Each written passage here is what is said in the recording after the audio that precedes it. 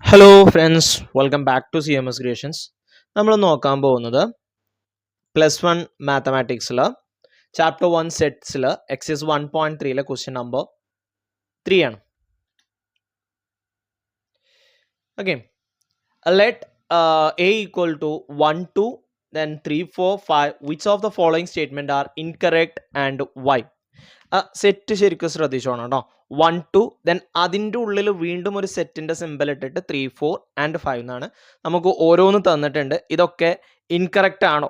ആണെങ്കിൽ എന്തുകൊണ്ട്? ഇതാണ് നമ്മളുടെ ചോദ്യം. ഓക്കെ, ഓരോന്നും നമ്മളിവിടെ കൊടുത്തിട്ടുണ്ട്. നമ്മുടെ ഫസ്റ്റത്തെ സെറ്റ് എന്ന് പറയുന്നത്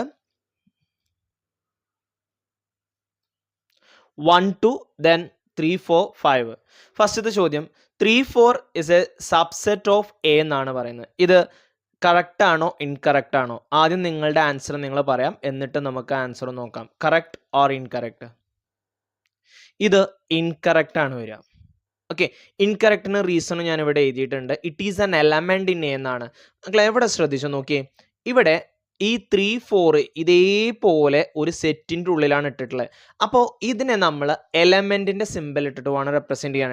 ഫോർ എക്സാമ്പിൾ, ഇപ്പോൾ ഇത് സബ്സെറ്റ് ആയിട്ട് നമ്മൾ എഴുതുകയാണെന്നുണ്ടെങ്കിൽ ഇതിൻ്റെ ഉള്ളിൽ വേറൊരു സെറ്റിൻ്റെ സിമ്പലും കൂടി കൊടുക്കണം. അപ്പോഴേ നമുക്ക് ഇതിനെ സബ്സെറ്റ് എന്ന് പറയാൻ പറ്റുള്ളൂ.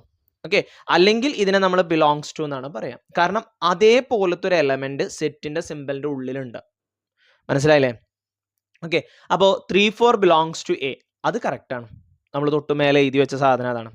ഇനി മൂന്നാമത് നോക്കിയേ, സെറ്റ് 3, 4 സബ്സെറ്റ് ഓഫ് എ, അതും കറക്റ്റാണ്. തൊട്ട് മേലെ ഞാൻ പറഞ്ഞു അല്ലേ, 3, 4 ഇത് ഇങ്ങനെ ഒരു എലമെന്റ് ആണ് സെറ്റിലുള്ളത്, അതിന് വീണ്ടും സെറ്റിന്റെ സിമ്പലിൽ ഇട്ടാൽ അതെന്തായി? സബ്സെറ്റായി. ഇനി 1 ബിലോങ്സ് ടു എ, കറക്റ്റാണ്. 1 എ എന്ന് പറയുന്ന സെറ്റിലുണ്ട്. 1 is A subset of A, അല്ല, അത് ഇൻകറക്റ്റ് ആണ്. സബ്സെറ്റ് ആവണമെന്നുണ്ടെങ്കിൽ നമ്മൾ ഇങ്ങനെ ഒരു സിമ്പൽ ഇടണം. സെറ്റിൻ്റെ സിമ്പൽ ഇട്ടിട്ട് സബ്സെറ്റ് എന്ന് പറഞ്ഞു കഴിഞ്ഞാൽ അത് സബ്സെറ്റായി. 1 എലമെൻ്റ് ആണ്. Okay, then 1 is A subset of A, ഇങ്ങനെയാണ് എഴുതുക കേട്ടോ. Then 1, 2, 5 is A subset of A. നോക്കിയേ, 1 ഉണ്ട്, എവിടെ 1 ഉണ്ട്, 2 ഉണ്ട്, 5 ഉണ്ട്.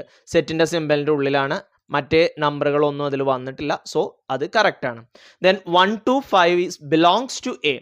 1, 2, 5 ബിലോങ്സ് ടു എ എന്ന് നമുക്ക് പറയാൻ പറ്റില്ല. കാരണം ഇങ്ങനെ സെറ്റിൻ്റെ സിമ്പൽ ഇട്ടിട്ട് ഈ രണ്ട് സെറ്റിൻ്റെ ഉള്ളിൽ അങ്ങനെ ഒരാളില്ല. ഇതെന്താന്നുള്ളത് മുകളിൽ നമ്മൾ പറയുന്നുണ്ട്. ഓക്കെ, അതുകൊണ്ട് അതെന്താണ്? ഇൻകറക്റ്റ് ആണ്. ഇനി 1, 2, 3 is A subset of 4 A എന്നാണ് പറയുന്നത്. അല്ല, കാരണം 3 എന്ന് പറയുന്ന ഒരു എലമെന്റ് അവിടെ ഇല്ല. ഇൻകറക്റ്റ് ആണ്. 3 എന്ന് പറയുന്ന ഒരു എലമെന്റ് ഇല്ല. 3, 4 ഒന്നിച്ചാണ്. Okay, 3 does not belongs to A.